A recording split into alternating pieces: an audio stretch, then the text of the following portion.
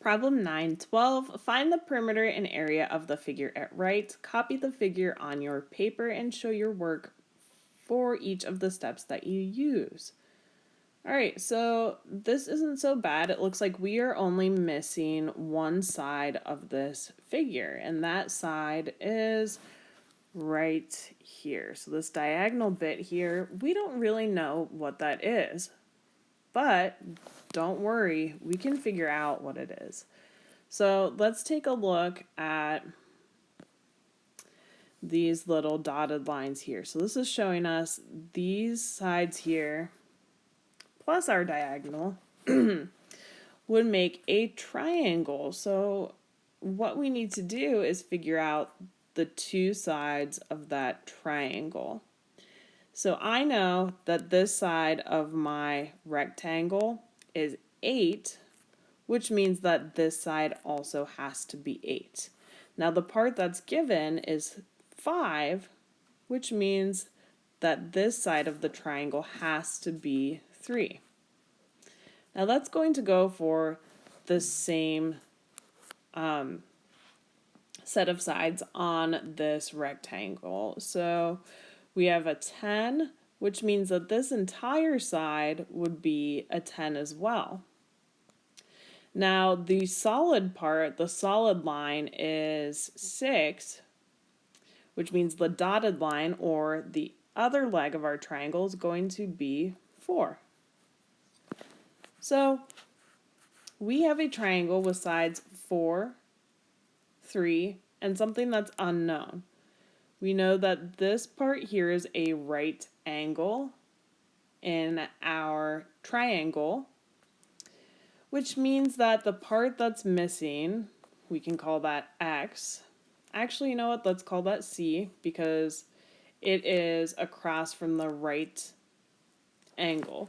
So we'll call that C because that's the longest length in the triangle, or we could call it the hypotenuse. So now that we have two sides and we know it's a right triangle, we can use that Pythagorean theorem to solve for our third side, or C. So again, you do want to make sure you're writing down everything that I'm writing down here. So we have a squared plus b squared equals c squared. That's our Pythagorean theorem. Now we know that the legs, which are 4 and 3, it doesn't matter which I plug in for A or which I plug in for B. So I'm going to do 4 squared plus 3 squared equals c squared. 4 squared is going to give me 16, and then plus 3 squared is going to give me 9. That equals c squared. Now 16 plus 9 gives me 25. So 25 is equal to c squared. Now be careful because 25 is not the length of that side. We need to unsquare this 25. So to do that, we're going to take the square root. So the square root of 25, if you put that into your calculator, you're going to find is 5. So I'm going to go back to my figure here, and I'm going to replace this missing side length with 5. So we found the missing side length of the triangle, so we're finished, right? No, this is where we have to make sure that we're reading the problem critically. We need to find the perimeter and the area of the figure at right. So let's find the perimeter first. Perimeter, we add all the sides. So what we're going to do to find the perimeter is we're going to do 8 plus 10 plus 6 plus 5 plus 5. So you put that into your calculator. I'll put that into my calculator and we'll compare here in just a second. So 8 plus 10 plus 6 plus 5 plus 5 should give me 34. So my perimeter is 34 meters. All right, now we have to find the area. This is going to be a little more difficult. So what we're going to do first is we are going to find the area of what it would be if it were a rectangle, which means that this side would be 8 and this side would be 10. So we have an 8 by 10 rectangle if we draw those lines in to account for the triangle. So the area in that case would be 80, right? Because we multiply the length by the width, which would be 8 times 10. So our area would be 80 meters. All right, but that is not the area of our figure because remember, our figure is not a rectangle. It's a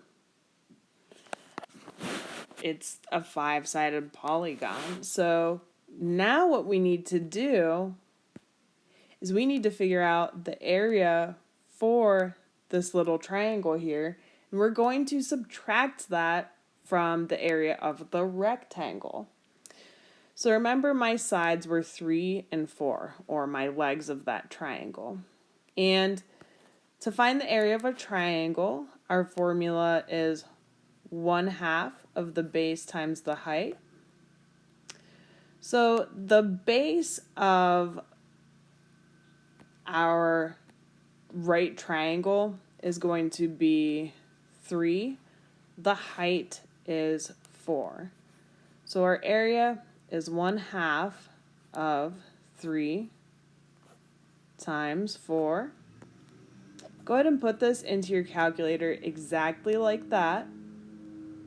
So 1/2 of 3 times 4 is going to be 1/2 of 12, and 1/2 of 12 is 6. So that is the area for the triangle. So here we have the rectangle area. Here we have the triangle area. Now we need to subtract the two, right? Because we know if we go and we look at our figure here, this triangle is not actually a part of that shape. They're just showing with the dotted lines here and here. Oh, hey, that's something that you can do to help you solve through this problem. So to find the area of the shape, we're going to take that area of the rectangle, which was 80, and subtract the area of the triangle, which was 6. So we are left with an area of 74 meters. Now remember, it is squared since we're talking area. And that is going to be all for this problem. So yeah, there are a lot of steps through it, but this is just one of those problems that you really have to kind of logically think through, and definitely make sure you're reading to, so you know what they're asking, and make sure you're taking your time. So if you have any other questions on this or need any clarification, just let me know. That's the end of 912.